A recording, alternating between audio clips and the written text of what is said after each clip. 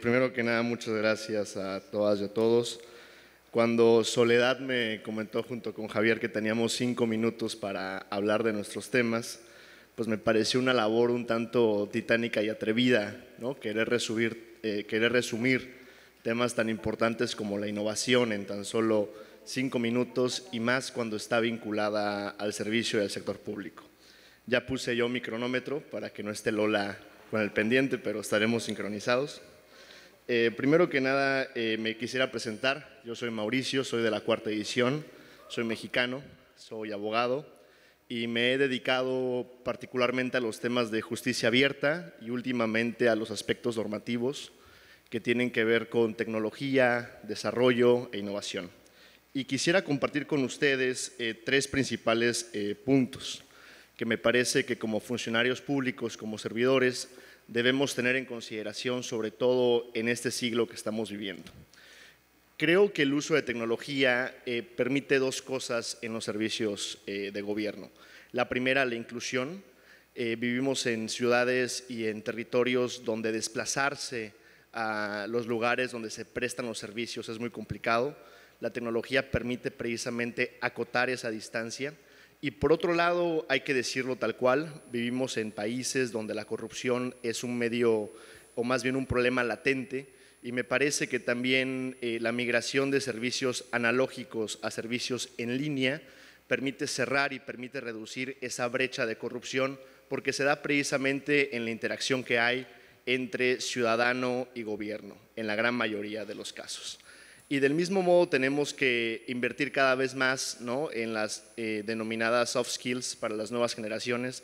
Me parece que nuestras sociedades se están automatizando en muchos aspectos y ya los trabajos del mañana requieren precisamente que estemos conscientes de las habilidades que tenemos que no pueden ser reemplazadas por las máquinas. Por otro lado, y como segundo punto, quisiera comentarles una resistencia que yo me he encontrado en el servicio público, y ha sido la resistencia a innovar. Me parece que los que hemos llegado aquí a trabajar alguna dependencia de gobierno, vemos cómo tienen maneras de hacer las cosas por años, durante mucho tiempo, y pareciera que esa es la manera estática y permanente en la que tienen que hacerse las cosas, y uno quiere llegar a innovar, a hacer cosas nuevas o eficientar, y hay una resistencia enorme. Y en ese tenor, creo que como servidores públicos jóvenes nos tachan muchas veces de personas con falta de experiencia, y la experiencia me parece que está altamente sobrevalorada. Creo que hay personas que llevan haciendo lo mismo por mucho tiempo, de manera muy mediocre, hay que decirlo, en el servicio público, y muchas veces mal. Y cuando queremos llegar nosotros a señalar, precisamente nos cierran las puertas y no permiten, ¿no?, que haya ese cambio de dinámicas. E innovar no va necesariamente relacionado o vinculado con la tecnología. Se puede innovar cambiando procesos, con mejora regulatoria, con simplificación de trámites. En mi generación recuerdo que me llevaron en Sao Paulo, nos llevaron a Pupa Tempo, me parece que es un lugar ahí en Sao Paulo, donde todos los servicios públicos están juntos y así permites que la persona solamente gaste un tiempo determinado en hacer varios trámites. Pasaporte, licencia de conducir, impuestos, etcétera. Creo que eso es un ejemplo de innovación que no necesariamente lleva per se un componente tecnológico. Y el tercero, creo que nosotros como nueva generación de funcionarios y de servidores públicos que ya nacimos con la tecnología, tenemos que ver la manera en la que la podemos insertar en nuestras labores y en nuestros trabajos. Y esto va en todos los niveles, particularmente los que aquí se dedican a la gestión pública o incluso en el Poder Judicial. De mi generación me viene a la mente Caro Llanos o Nico, también de recientes generaciones, Sergio, que trabajan, y los que hemos trabajado en órganos jurisdiccionales vemos el acarreo de expedientes, que es una cosa horrorosa y espeluznante, muy relacionado también con el tema de medio ambiente. Y vemos cómo hay resistencia a ocupar, por ejemplo, firma electrónica, a ocupar gestión administrativa en línea, a ocupar expedientes electrónicos, etcétera. Y del mismo modo, nada más quisiera recalcar en este punto que la importancia de la tecnología no es suplir ni sustituir, sino es crear una alternativa, ¿no?, que nos permita agilizar y deshogar la carga burocrática que existe. Particularmente en América Latina, y si me equivoco, Diego Saturno quizás tenga el dato más preciso, pero es aproximadamente el 43.6% de los hogares en América Latina que cuentan con conectividad de banda ancha. Entonces, si queremos cerrarlo completamente a trámites en línea, estaríamos dejando fuera al resto que no tienen acceso a la conectividad.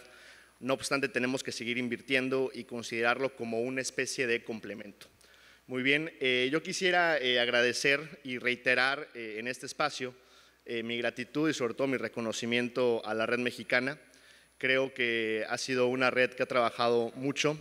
Desde las primeras generaciones creo que hemos visto a personas como Diego, como José Luis, como Naye, que han creado una red muy pujante, y en las últimas generaciones, particularmente Gustavo y sobre todo Pedro, que es con el que he tenido contacto, me han servido mucho para reafirmar mi identidad como egresado de Becas Botín, y me parece que es precisamente eso. Ya sonó mi timer, pero muchas gracias a todos y bienvenidos otra vez.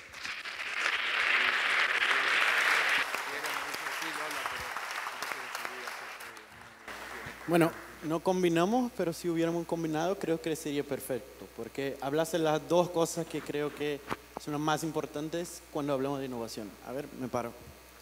Que es, innovación no siempre es tecnología, y creo que es algo que a veces nosotros no tarda en entender, que lo más difícil no es la tecnología. Y la segunda parte es la resistencia, ¿no? La resistencia al cambio como un todo. Y a ver, primero me presento, me llamo Felipe Oriá, soy la segunda edición brasilero de la segunda edición de Botín. Yo he trabajado con innovación en distintas partes. Yo he trabajado desde alcaldías chiquitas del interior de Brasil hasta la presidencia de la República, diseñando una agenda nacional de reforma del Estado enfocada en innovación. Yo estudié en Harvard enfocando mucho los temas de innovación en el sector público, de clase en la FGV, incluso tuve el privilegio de estar con la ochava edición, ahí en Río, y allá en el laboratorio de innovación. Después fui director de la Escuela de Innovación y Política Pública en Recife, ligada al Ministerio de Educación de Brasil. Y en todos esos temas, una cosa que me tardó muchísimo en entender es que innovación para nosotros, cuando lo estamos haciendo, es algo bueno, es un cambio que va a hacer un montón de cosas maravillosas, pero para los que están en el otro lado, normalmente es algo asustador y que mitad de las veces creen que no tiene sentido porque no tienen experiencia o por lo que sea.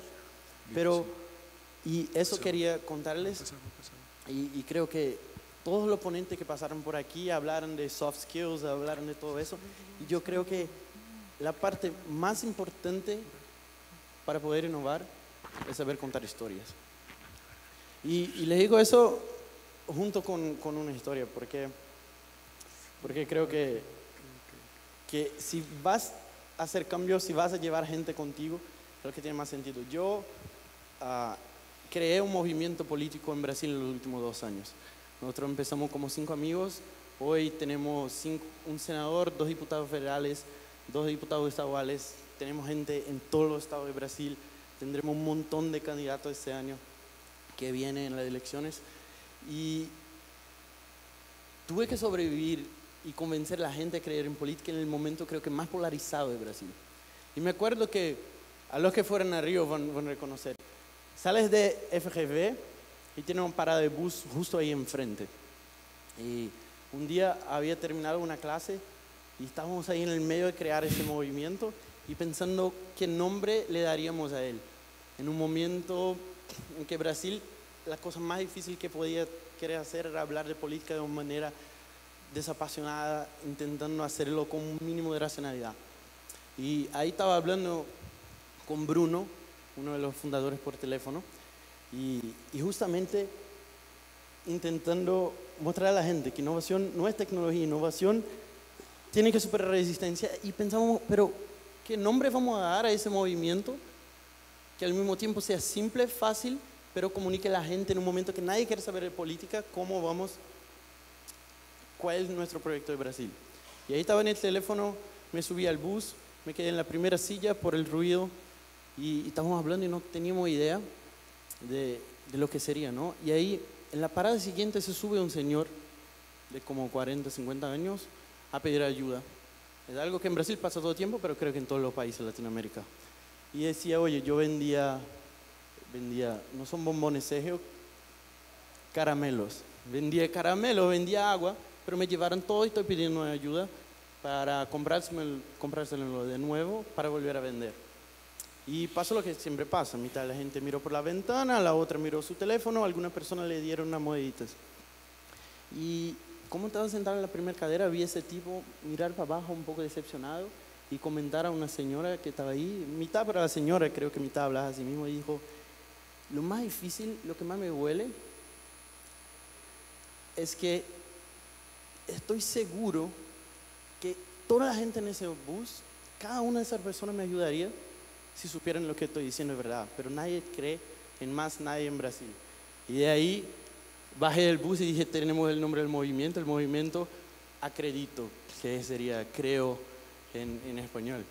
Y les cuento eso porque yo tenía varias historias sobre innovación y tal, pero supe que eran 5 minutos, así que lo disminuí para una sola, ¿no? Y solo tengo 1 minuto más.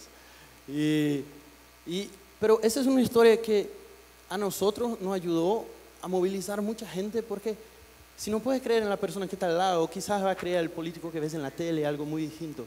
Pero cuando aprendí eso, así me ayudó a entender que para mover a la gente, sea en tu app del Poupa Tempo en São Paulo para hacer tu cartera de motorista más rápido o lo que sea, tienes que tener la historia. Imagínate, el lenguaje fue hecho para contarnos chismes, para contar historias. Todo vuelve a ser historia. En 10 años, todo que aprendamos acá va a estar desactualizado, pero en 10 años, las conexiones que hicimos por historia van a estar cada vez más fuertes, como nosotros que estamos acá casi deseando juntos podemos decirles. Así que el tema de innovación, para hacerlo, yo quería traer ese lado, que para innovar, para cambiar las cosas, para atraer cada vez más gente y hacer, sea de la red, sea de cualquier otra ficción, sea de Venezuela, Colombia, Latinoamérica, esas cosas que son ideas pero que no existen, pero son nuestras historias. Tener las historias correctas es lo que nos ayuda a llegar, y por eso que hagamos lo mejor para compartir historias, que hagamos lo mejor para hacer que en 10 años tengamos las historias que van a conectar y hacer que nosotros podemos transformar, no solo ser en un movimiento, pero transformar Latinoamérica. Gracias. Muchas gracias, chicos.